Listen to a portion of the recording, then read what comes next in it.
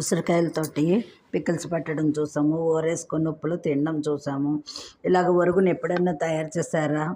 దీనికి కావాల్సింది అల్లము, బెల్లము, ఉసిరికాయలు ఇవి కోరుకోవాలి.